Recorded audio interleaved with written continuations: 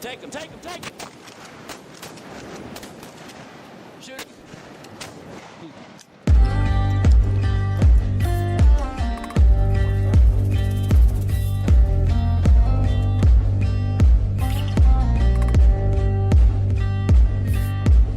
Well, hello, everybody. Welcome to this quarantine craziness. I'm your host, Buck the Black Hunter, but this right here, this is Camp Talk. This episode of the podcast is brought to you by Colorado Custom Game Calls.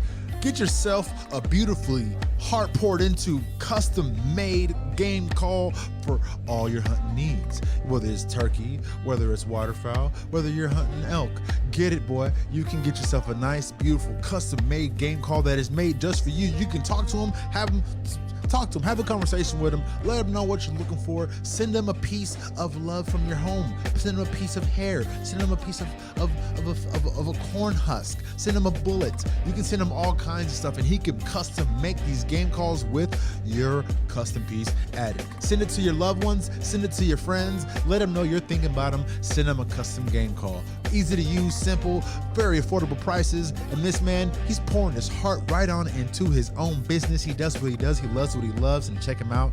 Look, he'll get you set up. I promise you.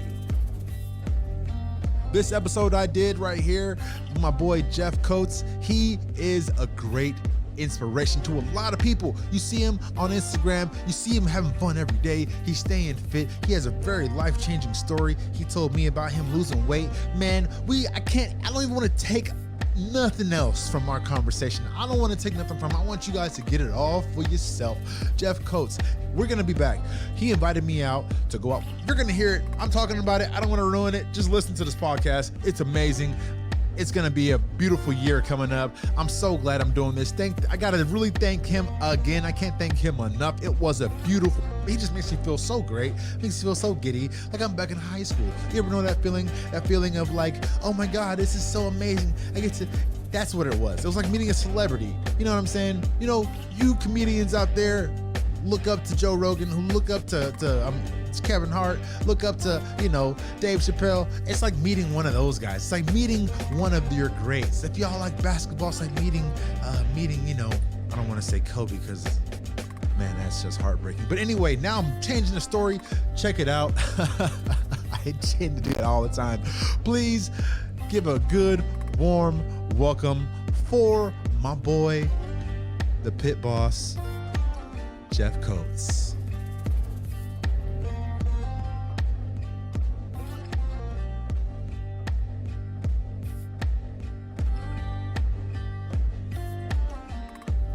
We're just gonna start it off, man. How are you doing today? I'm doing well. It's been a little bit nicer day, man. Yesterday, the gambit of weather yesterday. It was sunny. It was, drizzled. Sunny, drizzled. We started cooking in the drizzle, and then it like cleared off, and then we had a line of thunderstorms come through. It just blew its rear end off, and then the sun came back out. So today, just a little bit nicer. Temperature's up a little bit, and I actually got out and cleaned out the carbon trailer. So I'm getting closer to carving a decoy or two now. Oh, nice. It's beautiful out here in California. Sunny, mid 70s. In some places like almost 80. Redding, California, Northern California, it's almost 80 right now. So it's pretty nice. People are happy. I'm seeing a lot of people. I just came from the bow shop, bumped into some good souls who are extremely just happier than normal. Me personally, I have what I can only call the coronavirus blues. Yeah.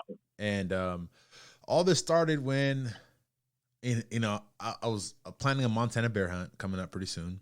And then my buddy sent me a link saying that Montana governor has shut down the borders to non-residents hunting.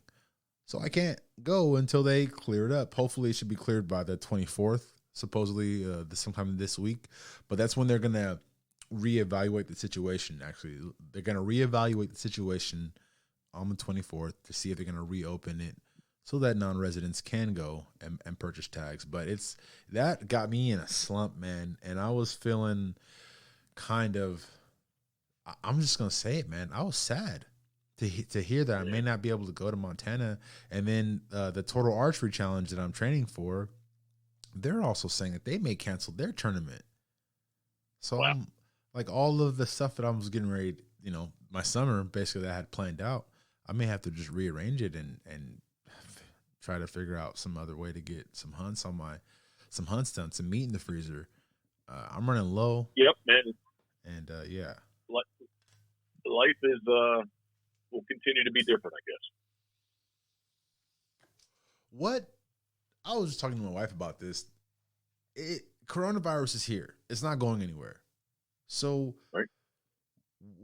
What's going to happen when they have the next NFL game or the next basketball game or any kind of event where there's thousands of people in one arena? Like, how are we going to conduct that from now on? I mean, the stuff. I love sports. I listen to all kinds of sports radio, and you're not going to have crowds. I think it sounds like what it's going to be, at least in the beginning. Well, I mean, what happens tomorrow? Sorry, I said, what happens tomorrow? I don't know. What do you mean? It's the NFL draft. Oh, tomorrow, yeah. Yeah, I mean, but it's the social distance draft. So they're gonna conduct the NFL draft, but they're not meeting anywhere to do it. It's taking place in parts unknown kind of thing. So I mean, it's just the way life has changed, and I think that's just the way it's going to be. This is going to be interesting, seeing how employers look at their revenue, because they're probably realizing right now that we don't need as many jobs as we had before. You can do a lot of this stuff via teletherapy or via delivery. So nothing's ever going to be the same. It'll be interesting to see how things evolve and change after this whole thing. Well, I think it's quite like what we talked about before. I mean, it is what it is, and it's just after like 9/11, how things changed, how travel changed, and how everybody thought and looked upon travel and different security kind of things. And I said this to you last time. I mean, this is the first time that there's really, and I get, if you want to say there's a bad person in it, you can, but I mean, it's really affected everybody around the world. It's not like one country is free and clear of this. I can't say it has necessarily affected everyone in the world equally, but it definitely is a worldwide issue. Now, why do you think? You can't really say. No, go ahead. I was going to say, I mean, you just can't like really, sit and blame somebody. I guess if you want to blame China, you can, but I mean, they had plenty. It looks like they evidently had plenty of people die, so it's not like China is although obviously it seems to be, from what we're told, that's where it started, and that's where it expanded from and moved from. But I mean, China was affected with it too. So I mean, it really is a global world, issue, pandemic. I guess is the best way to describe it, right? Yeah.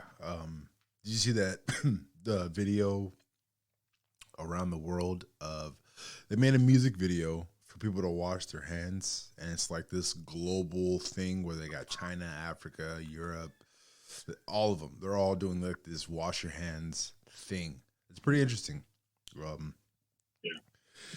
How to feel about this, I don't know. I'm just honestly, I'm just mad I can't do shit. I'm just mad I got all the time in the world, but we can't really do anything with the time that we got. I'm just sitting at home, like, just talking to my wife about the next hot ones. Like, I'm so bored. I'm going out buying hot sauce that you need a waiver to sign, just so I can like feel like, oh, let's do this. Let's try different hot sauces on hot wings and see which ones make us go the craziest, and see if we can answer questions like that TV show Hot Ones. Let's see if we can do that. Yep. That's how bored I am. And it's good because it's me and Cassie have never been closer. For those who don't know, Cassie's my fiance. We've never been closer. we've argued a lot in the last couple days, last couple weeks, but we've also like learned a lot more. We've been together for 4 years. We've learned a lot within these last 4 weeks that we have in probably like 4 months. Oh wow. Yeah, Nice. well, in a good way, in a nice self-reflective way, because I'm very. Let me just tell the world about myself and my negative facts, so to speak. So I'm very hard-headed. I'm very passionate, is what I call it. Other people call it hard-headed. For example, I just bought some pieces for my bow. It's a back bar extension to kind of help with. For those who don't know what a back bar is when you see a guy who has a bow and you see a long pole sticking out in front of it, but then you also see a pole sticking out from the side of it. Those are called stabilizers. The one sticking out from the side of it, that's a back bar. I wanted to see what it was like to shoot with the back bar. So I went and I got this expensive setup, went home, started shooting it.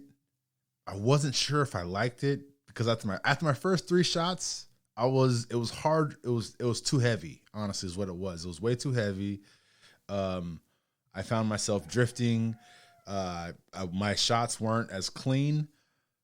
And I decided to return it. Well, it took me a long time to return it. I woke up at 4 a.m. because I couldn't sleep, because I was so like, maybe it's me. It's got to be my technique. It's got to be something I'm doing wrong. Maybe it's my front shoulder. Maybe it's my tension. Maybe it's the way my elbow is. And I'm going through this whole checklist of like, this back bar should be helping me, but it's not helping me. That's how like zoomed ADHD, not ADHD, because you bounce around when you have ADHD, but that's how like focused I get on something when I want something that when I want something. So with this whole coronavirus thing, when I was like, I'm gonna go on a hunt, and then it couldn't happen. And it's not that it couldn't happen because I didn't have the money, or I didn't have the tags, or the gas, or work came in and said, we need you to work. None of those things. It is a outside person telling me that I cannot do something that I had on my checklist to do. It's extremely frustrating to sit there and take it, being the person that I am, who I get fixated on things, and now I'm fixated on this bear hunt that I, as of right now, cannot go do. And I'm just wondering, like, how many other people are in the same boat where they were, say, if you had a cruise coming up, I feel bad now because my buddy had a cruise coming up and I made fun of him. Like, haha, you can't go on your cruise, but now I can't go hunting. So it's like, yep. Holy shit, man. So I kind of got off track. So I'm learning that I'm really hard-headed, and I'm really, excuse me, I'm really stubborn, and I need to have things, not a certain way, but like if I say that this is the way I want to do it, I need to check those things off my list before trying it a different way. And that's what I learned about myself. I need to be a little bit more flexible when it comes to things that don't go my way. In some ways, that's helped me. And that's kind of like what I revert to being an athlete. I used to train a lot. I used to fight. I used to play football. So when it came to like, a play that I was kind of complicated to get, because there's 2 Mississippis over here where you're fake blocking, and then you go out for a pass, and then like all these kinds of things where the team has to flow together, that I would zoom in and focus on, and I would try to perfect those things. But with this, you kind of have to like just let it be. You know what I mean? It's not like my kicks aren't right, or I'm not like my 3-set combo isn't, I'm not hitting that cross like I want to. It's not like you can just practice and just do it. You literally have to stay your ass at home and not do shit. Yep. Yeah. And I'm learning that about myself, that I don't I'm learning that I'm probably more of a Republican than I am a Democrat because I don't like government telling me what to do. I don't like government saying you can't like these restrictions that we have. Think I on the same hand they just gave me a check and I thank them for the check. Thank you so much. I'm gonna spend it, but I don't like them saying that your things that you have on your list are no longer important. You need to stay home and you can't work. You can't go to the beach. You can't go to another state and buy a tag. You can't go fishing. You can't hire a guide. You can't like all these things. I can't get my hair cut or I don't get my hair cut. I can't get my hair twisted. It's letting me kind of reflect on even my living situation and like reflect on how I want to live in the future. For example, if I lived in another state where there wasn't this much people, I probably wouldn't give a shit about most of the stuff that people are saying because I would be in the sticks. I would be doing everything I wanted to do. I'm thinking about, if I had my own pond, I can go fishing, or if I was back in BLM, I can still go trapping. If I was still, if I was somewhere where I was already set up, I wouldn't have to go to the grocery store. It's bringing out a new side of me. But anyway, how has this affected you? Has this affected you at all? Well, I mean, this is kind of especially the spring is a little slow for me. Like, come off the season. Into January, February is a bad month because just not a whole lot going on. Transition for me, really not a whole lot of fishing going on. So February is always kind of blah, and then once we get to March, things start to pick up. Usually the weather gets nicer, and I kind of went. I guess I kind of went on the roller coaster where, in the beginning I was like, oh, it's hype. It's not, more people died, the common flu, on and on and on. To hey, this is real. And Karen works for VCA, Veterinary Clinics of America, and they're very corporate run. And they went through a bunch of different changes there, and basically now they broke the office up into two teams. So if one of the teams would get sick, in theory, the second team won't, but basically it's kind of cut her hours in half. I have booked a hunt during all this, but I can tell you this for sure, man. I would, between all the different ways somebody could contact me from phone, email, text message to direct message, every day I'd probably get anywhere from 2 to 3, 4 possibly. Inquiries or somebody talking about hunting, and that's slowed way down. So kind of see how it goes through. Ocean City's basically shut down still. Maryland shut down more or less, and they just started on Saturday that if you're out in public, you got to wear a mask. So that just kind of wait and see. I think it's really gonna zap Ocean City's economy for sure because it is a summertime resort area. Especially once schools have closed, Ocean City is busy week to week to week, and I don't know. I'm not trying to predict bad things, but I want bad things to happen, but I don't think it's going to be quite as busy. So we shall see. So as far as you emotionally, has this like impacted how you feel? And I only say this because I find that people are a lot more aggressive as of this shit happening and the whole like everyone at home. I'm seeing I've witnessed a physical altercation. Now this could have just been how this person is, and he could have just be a violent asshole beating on his wife, period. But I feel like I read an article that in Oregon domestic violence has increased like 100 and something percent, like more than 100% in the last couple months. I'm seeing people beat the shit out of their wives in parks, where I was even conflicted on what the fuck do I do? Like, I seen this and I didn't know what to do when I saw it because I didn't really know what I was seeing at first. And then I realized it was a woman. And then I asked myself, a buddy of mine actually got shot and died for trying to protect somebody else's, some other woman from getting her ass beat. Some chick that he had no clue who she was, didn't know the guy, just seen it happening, tried to intervene. The guy pulled out a gun and shot him. So that immediately popped into my head. I don't want to get shot for this chick. So I called the cops. Yeah, for sure. Long story short, he followed me home because he kind of saw me do everything, and I had to park up. The idiot follows me where he thinks I'm going home. I pull over, and I'm like, hey, cops, this guy is following me. I just seen him beat the shit out of his old lady. I'm trying to go home, but I don't want him to know where I live. He stays behind me, parked. Doesn't get out of his car, doesn't do anything. And literally, the cops show up, and I just drive away. Like, what? You idiot. I just saw you commit a crime. Why are you sitting around are you trying to threaten me? Because what are you trying to do? What are you trying to accomplish here, bud? Anyway, long story short, I'm seeing a lot of people, long story long, I'm seeing a lot of people act crazy. Me, myself, I felt, once I heard that I couldn't go to Montana, I was upset. I felt like a teenage boy who couldn't go to the prom.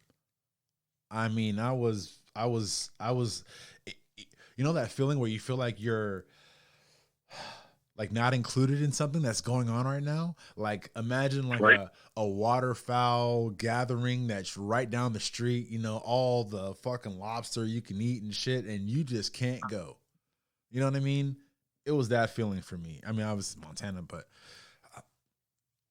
emotionally, is it affecting you any differently, or are you just kind of chill about it? Because you seem super chill on Instagram, man. You're just hanging out, you're on your boat, you're drinking, you're just having a good ass time, man, putting good vibes in there. But has it affected you at all emotionally? Yeah, for sure. Like I said, I mean, it's if for nothing else, you know, it's definitely changed up my daily routine of going out and about and just, you know, doing.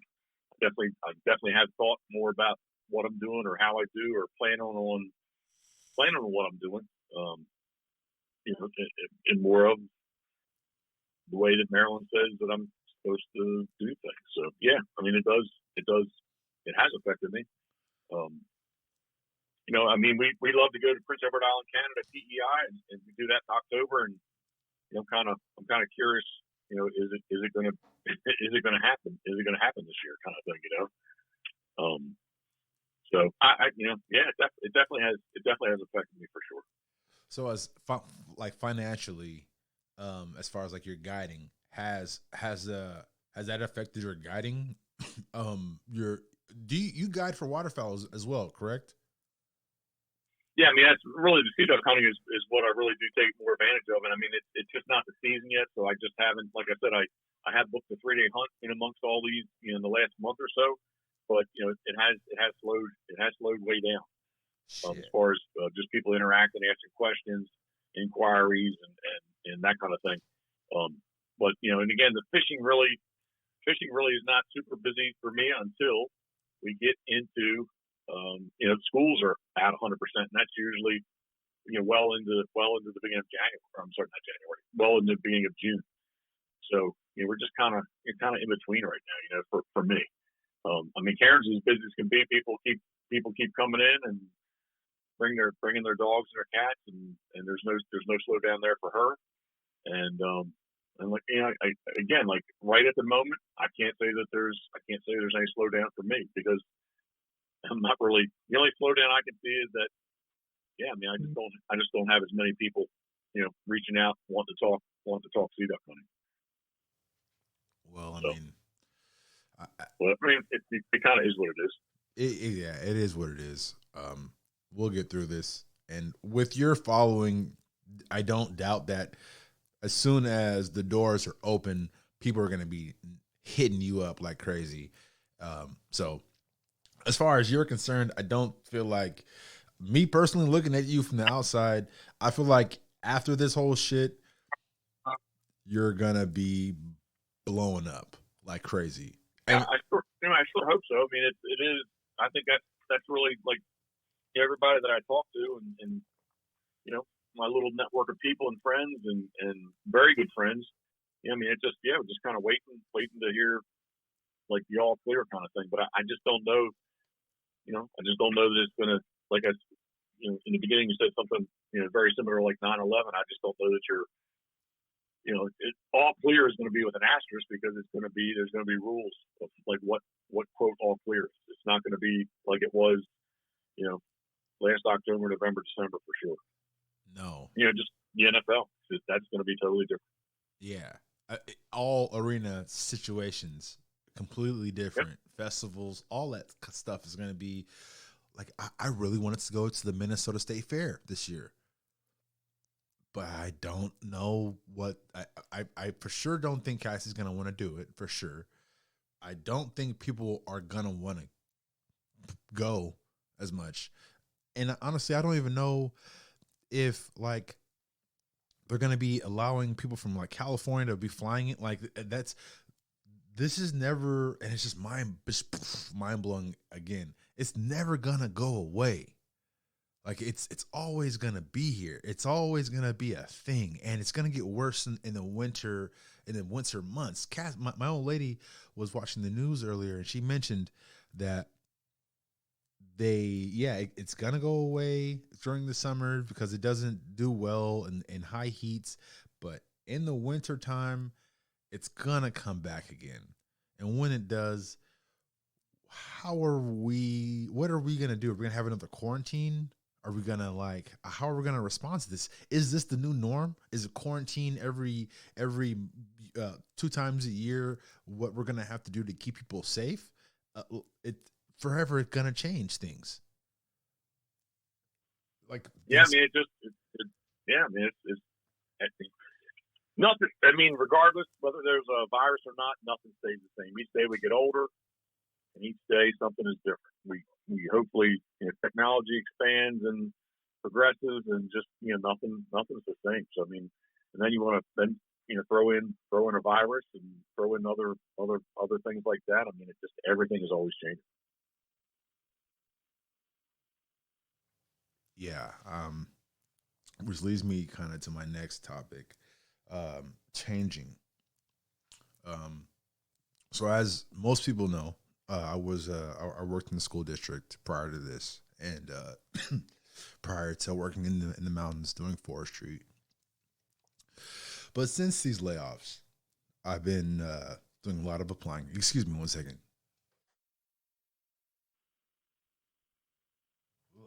Coughing. I've been applying and looking at a lot of places. I started looking through guides who were hiring, and I found a good amount of hunting guides that are looking for like a ranch hand, or a lot of duck guides are hiring folks. I don't have any experience, so I don't really apply to those, but and it's talking to people. So I called about 4 of these people, and talking to them is really encouraging because I can just hear their enthusiasm in their voice about what they do, especially, and about who, like, they're particular about who they bring on. And then, immediately do you have an Instagram? Do you have social media? Give me your stuff. And when they looked at my page, I was really kind of inspired by a lot of the people who I've interviewed with. And I've got some good feedback. Some of them are going to conflict this year with what I've already put in for. So this may be a 2021 deal, but they're extremely encouraging, and it's making me look at things a little differently as far as like my education in the hunting industry. Because there is such a high demand of duck guides who are hiring. Now I want to know what I want to help. I want to do that. I want to be an all-knowing hunter that can do all things. They can take you kind of anywhere. And I kind of got to think this quarantine a little bit, because without it, I wouldn't have had the time to sit there and think about, what kind of jobs. I would just still be in the mountains working. So I'm sort of changing gears a little bit, and I'm contacting guides, and I want to find what's a good fit for like what I'm doing and the months that they're looking for, and the commitment really that they're looking for, and that I can offer to them. But if there's any other guys who are in the same boat as I am, do you have any like advice to give them if they're been hunting brand new, knows how to shoot a gun, falls in love with this sport, makes it a lifestyle, and they want to do this for a living? Do you have any suggestions on how they would get started? Well, I guess I would have to say, you were saying education. I would say experience. So, I mean, you do have to, and you kind of said some of that too. I mean, you just need experience. And I know it's that catch-22 thing of like, well, if I can't go do it, then I can't get experience, but I can't go do it because I don't have experience, right? So, you know, for me, I mean, it was just something, maybe things, 20 plus years ago, things were different. And there were still guides out and about there, but definitely social media didn't really maybe you didn't see it quite as much. I mean, I advertised in Wildfowl magazine, and that was kind of really where, I mean, I had a webpage and all, but I really spent my time and effort and money in advertising in Wildfowl magazine. I mean, and today, no offense to Wildfowl magazine or Delta or DU, but I mean, like, that magazine, print media is like old school. I mean, it really is. I mean, even your newspapers today, I mean, everything's online. I mean, yes, can you get a paper delivered to your house? Yes, you can. But they all have online copies of it, editions of it. Yeah. So, but back to your question. I mean, yeah, it's just tough. You just really, I guess, sweat equity probably is a good word. I mean, that's tough. I mean, if everybody has bills they got to pay, and I guess a lot of it's just time. If you're in the right place and time in your life, that not to say money's not important to you, but money's not the number one thing to you, and you probably can go invest your sweat equity, to get that experience. But other than that, I mean, I think it's on the harder side. I get an email. I would bet you, I've already gotten 2 this year. I'll probably get 5 emails before the season saying, "Hey, I'm in college, or I'm trying to get experience. I'm trying to get into wildlife, but I want a guide. If you have any space for me this year," kind of thing. And I get quite a lot of those, and I always answer, "Hey, I'm sorry. I understand what you're saying to me, but I'm a one-man show, and I don't need help." So that's I'm kind of a dead end for often for guys that are reaching out to me. But yeah, I mean, it's all about experience, because you have to be knowledgeable, and you have to know what you're doing, but to get that experience, obviously, you got to go do it too. So it's just, like I said, it's the catch-22. Right. So you basically just got to get out there and do it, and make yourself knowledgeable enough. By doing it yourself, you can make yourself a reasonable resume to offer to these guys. The other thing I kind of always tell too is, like, everybody wants to tell me how great of a hunter they are. Well, guiding is not about you hunting. It's about the people that are paying you money to hunt. So, like, I don't even take a gun. I take a camera, a video camera. It's almost like I am a tour guide. I become the cruise director. It's not about me. It's not if you're a guide, it's not about you hunting. You can be the best of whatever. But, like, I hear stories so often during the morning of people sitting in the boat saying, "Yeah, we had this young guy with us, and he'd stand up, empty his gun, and then say, 'Take,' and they're like, he was like trying to out hunt them, if you will. And it's just not, if anything, not that experience is not good, but I mean, it's almost like your people skills is what I usually tell people. That's what you got to work on, your people skills, because again, you can be the best shooter, hunter. I mean, even if you want to get in a call, and you can be the best caller, but like if you don't have a personality and you can't interact with people, they're probably gonna leave with a little raised eyebrow about who are we just with and what was that all about? Kind of thing. It's not life and death for us. And, it's supposed to be something somebody's paying you their hard earned money to have an experience.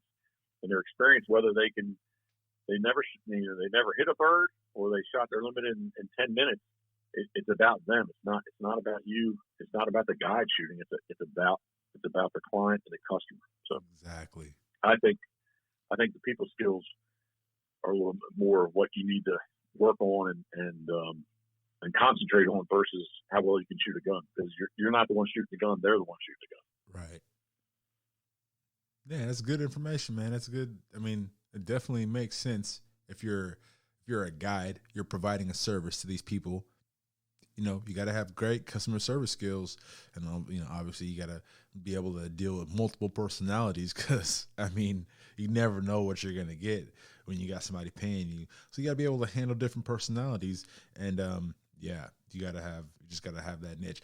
I met a guy. I'm gonna throw him out. Cody Hunt. He took me on my turkey hunt, actually, and he is a guide. He's a young kid. He started off fishing, and I guess somebody saw him one day and was like, "Hey, man, you know what you're doing. You want a job?" Offered him a job. He accepted. Turns out it's in Alaska. This kid is about to graduate high school. Tells his mom and dad, "Hey, mom and dad, I'm about to go to Alaska all summer I got hired to be a fishing guide." After that summer, he came back. He was getting hit up from a bunch of people. I mean, he was getting hit up all kinds of people. He's a very successful guide, and it all started with word of mouth, just because he knew his shit, and somebody was like, "Hey, you want a job? I see what you're doing." So yeah, exactly freaking right, man. Cody Hunt is a prime example. You just gotta know your shit, know the right people too. If you know your shit and you know the right people, and you got a personality like Cody, because he can just talk to anybody about anything. And that's what I found when I first met up with him. Normally when you first meet somebody and you bump into him, you got that awkward kind of like that awkward phase where you're like not really sure what to say, not really sure what to talk about.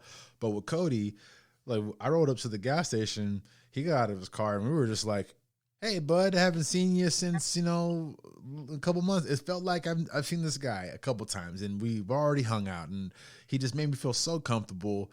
And he wasn't guiding me for turkey. He was just taking me out on a hunt.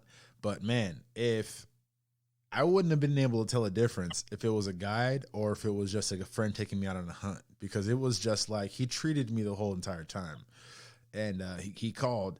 When I made the shot on the bird, he got super excited and would like pump me up. He was like, "Man, that was an excellent shot." And I was just like, you know what? I wish I should pay. I feel like I should pay you right now. You're not a guide, but I feel like I should pay you, because I feel like that was a guided experience. And it was all on his personality. Yeah, he called. He did really good, but me hanging out with him was the fun. So you're exactly right when it comes to personality. So you're a one-man show, huh? Tell me about that. I just right from the get-go, I started out in a very small boat. So, I mean, there really wasn't room for anybody else. And with it being a small boat, it was very easy for me to, just to be the one-man show. You talk with me, you hunt with me kind of thing. And I do get that question quite a bit too, that, the larger guide services, they talk to one person and they get put off with somebody else to, on the morning of the actual hunt kind of thing. So, people do like a personalized service. Not that I have the best memory in the world, but I mean, again, like, you call me up, you talk to me. I don't really, necessarily remember everybody else, but I definitely remember the person that, booked the hunt. And that's the name that I remember the most. So yeah, I mean, it just kind of went from the 17-foot boat to the 21 to the 25 to the, currently the world's largest upboat, the 32. So, I mean, it's just, 32, I definitely have enough room to have somebody else, but at the same time, I'm still very much able to do it all, by myself. So I just haven't really had the need for a second set of hands. So as far as setting up, how do you set up, like, for your all by yourself? How do you set up your decoys and stuff like that? Like, for one man, it seems like a lot. Like, how do you? Well, I mean, go ahead. Good. No, yeah. I was just saying. I mean, everything's long lined, and I'm going to say that I'm the expert, but I mean, I've done it many, many times, and kind of at least my style and the way that I hunt, kind of got it down pat. So it's just not that I have confidence in what I'm doing, and when I have confidence, things usually work out pretty well for me. So I feel it's about confidence for me, and the confidence has come really just from repetitive, doing it back in the 107-day season, the only 60-day season now. But I've been on the water quite a bit, so it's a lot of repetition. Doing it perfect all the time. Yeah, same as everything else. If you're gonna get good at anything, same as archery, repetitive, same thing every single time, same spots. If it's successful, repeat that success every single time. Do you use your own decoys that you make? Your own? Do you use all your own carved decoys? Yeah, in the beginning, I did not use a lot of plastic, hollow plastic. I used a lot of whatever was available, kind of thing. But then probably from about, if I had to pick a year, I'd say probably from about 2006 on. I've pretty much used birds that I've made. My brant rig, right from the get go, my brant rig has always been handmade. Maybe not mine, but friends of birds that we traded or collected, purchased, however they came about. But the brant rig has always been all handmade. But the feed up rig in the beginning was plastic, and nowadays it is all handmade.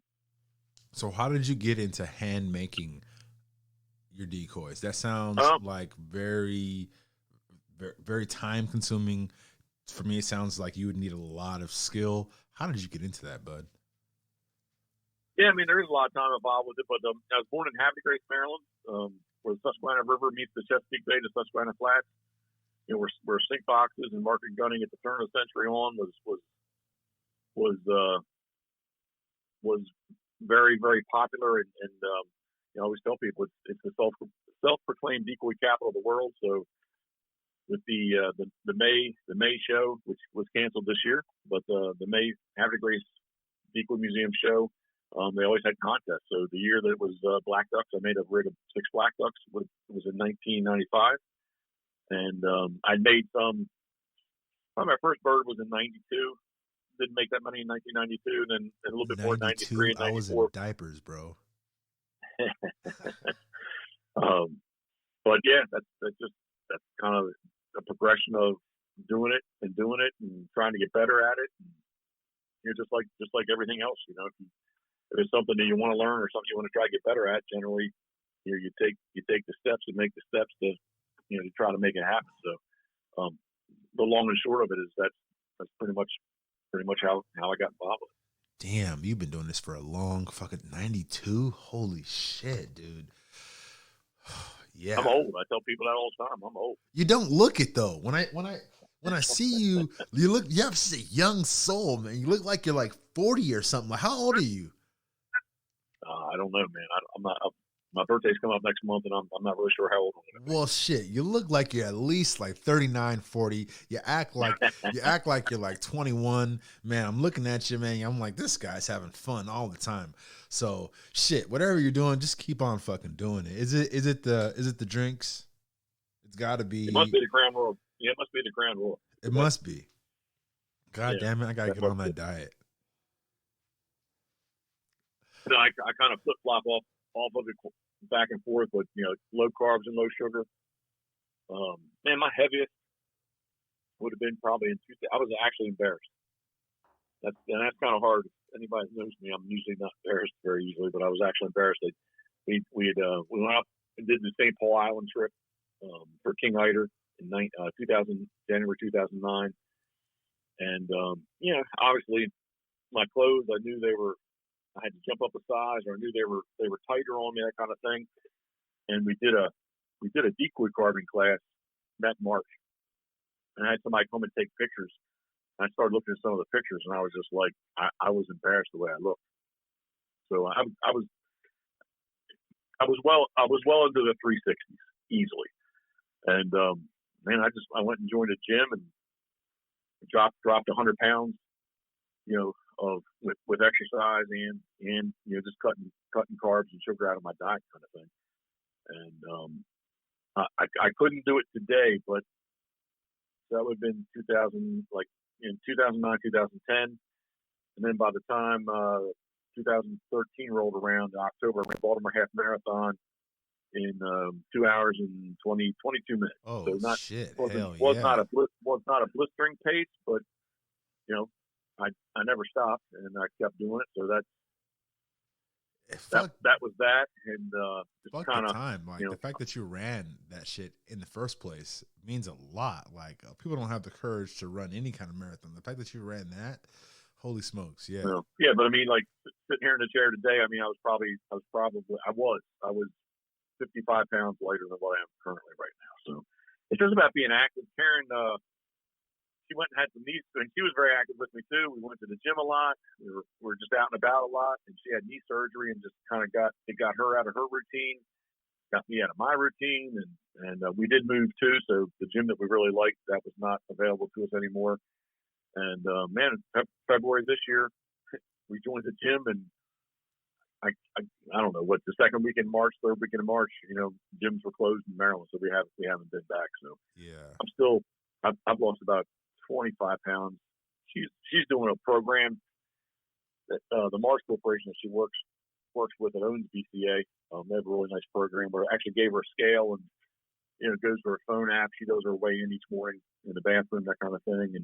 And so we're definitely conscious of it.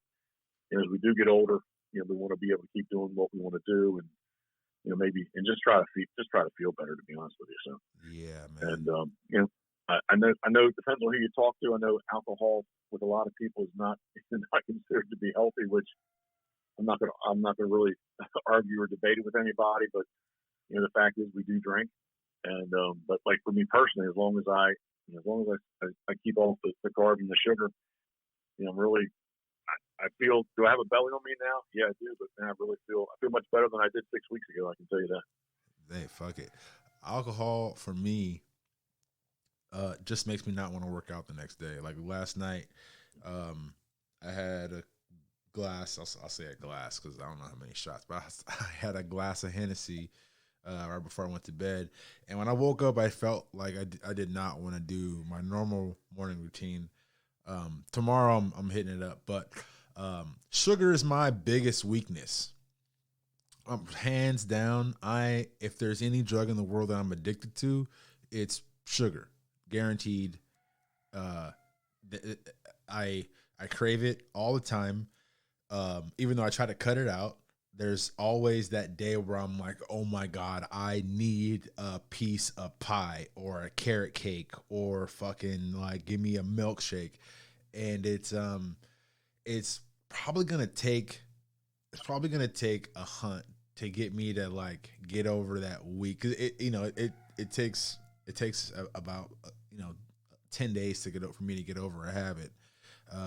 But I always break on that 7th day for some reason. And Cassie's not a big supporter of not eating sugar. She's you mentioned when your wife falls off, you fall off. It's true. If your wife is sort of eating out and having tons of delicious snacks that she's buying and that are in the cupboard that are accessible to you, it's going to be really hard for you not to want to reach and grab those fucking snacks that are just sitting there looking at you. But yeah, sugar's my weakness. I'm doing my best right now to avoid the sugars, avoid the carbs, more meat and veggies. Yeah, that's basically, and running and working out. I was talking to Lewis Lau earlier this week before my runs, and I was gonna start a challenge. Are you willing to accept a workout challenge 4 days a week? He said that you already work out 4 days a week, so it's probably gonna be easy to you. But are you willing to accept? Once, yeah, man. Once. I mean, when the gym again, like mid-February on, Karen often got to the gym in the morning before I did, just because she was a little more tight on her schedule. But then, man, I was going every day, so it's not. I just had, since they closed the gyms, I have not been. But once they open them back up, man, I'm there, and if for nothing else, man, I'm stingy. My money's getting spent on a membership that I can't go use, so I definitely want to take advantage Hell yeah. of the money I'm getting charged. So once it's once they say we can go back, I'm there. I'm at least an hour on the treadmill. That's for sure. Nice. I got a gym that I'm looking at going back towards. Like you, I'm very specific on my gyms. I used to train at this gym, Combat Sports Academy, and they used to be in Dublin. They might have moved to Pleasanton or something like that, but in the East Bay of California, and they just do it for me. Like I go in there, I feel like it's a second home. I feel like everybody there is super happy to be there. There's a CrossFit area. There's a jiu-jitsu, Muay Thai, boxing, wrestling. They have everything. Krav Maga, any kind of martial art that Samba, Sambo. I'm not even sure if I'm pronouncing it right. Yeah, they have everything. And that's probably the gym I'm going to have to go to. I'm so committed to this gym. When I first went there, I was about 30 minutes away from this gym. Now I'm about an hour and 15. And that's the only gym that I would ever want to go to ever again. It was one of the reasons why I wanted to stay in the Bay Area was because of this gym. My work schedule kind of made it difficult because I'm in the mountains 6 days a week. But now that I have a new, outlook on employment, I'm hoping that I will maybe find a suitable situation to where I can be a little closer to home and also continue going to the best gym in the world for me, Combat Sports Academy, and making it happen. That's one thing is I think people need to keep themselves sane. I think people need to have somewhat of a daily routine for themselves that makes things somewhat normalized. Yeah, we have this quarantine stuff going on, but I think for you, I see you always doing something. I see you always interacting with yourself. I don't see you posting videos of yourself at home sitting on the couch. I don't see that. I see you out on a boat, out on your patio cooking, out having fun with your old lady. That's what I see. I think people need to start setting up some sort of life where they can still be quarantined, but have some sort of a fun situation where they're doing something. There's some sort of daily routine. Yeah, I mean, it to me, with us especially, it's always been about repetition. I mean, it is. That's when there's repetition and I guess structure. I guess if you want to call it that structure, repetition, structure. That really is what gets us in our groove, and we do well. And when that's broken, then we don't do as well. So yeah, I mean, I think it is very important. Yeah, man. It's gonna be interesting. Getting back to things. As you see, man, my mind is very ADHD. I bounce around a lot of things. It's really hard for me to stay focused on one thing because so many different things connect. Especially for me, I look at things on a very wide spectrum. Especially when I'm talking to people about things, I tend to be able to make different connections to different conversations, and I find talking to you just like I find talking to Cody. You have like that very familiar, like it's almost like I bet you get a lot of people calling you uncle, just because you have that that vibe of that just comfortable.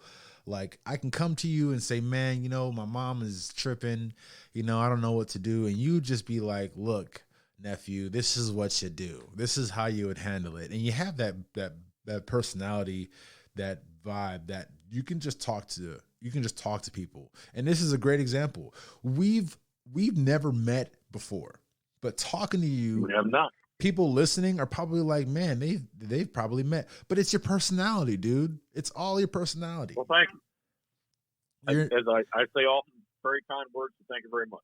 you're a very amazing person. I appreciate everything you're doing. And I appreciate the time you've given me. And this is the second podcast we've done, people. I fucked up and lost the first one because I was sitting there editing it and doing all kinds of stuff and trying to make it sound beautiful. And I walked away and my computer turned off. And then when I came back, it wasn't there anymore. And I feel like an idiot. So thank you so much for doing this with me again. I appreciate all of your time. Thank you so much, man. Thank you so much. I can't. Yeah, man. Thank you. I appreciate you asking me to do it. Like I tell people all the time, my phone's always on. I don't always answer it, but I definitely see it. You call, text.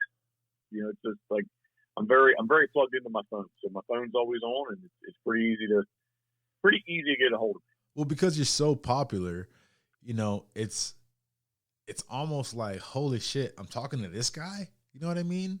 Like Louis Lau has celebritized you for me. Like he has. And like the first time I talked to you, I was way more nervous than I am this round. I'm going to be honest. Good, Louis, we pretty much, I bet you truthfully, either through Instagram or text message, once a day, we reach out to each other, it seems like. Yeah, he's a good guy. I got to give him a call, too, and see what's up with that guy. Me and him, we talk for days about shit. And I look at my phone, and I'm like, holy shit, bro. It's been fucking an hour and a half, bro. Like, what the fuck? We've talked about everything. And, yeah, he's the greatest. Agreed. But thank you so much. I'm going to let you go. I'm going to head in there and help take care of this baby, shoot my bow with my wife that she just got. And I thank you so much, man. Everybody, thank you for listening. Peace out. Be safe.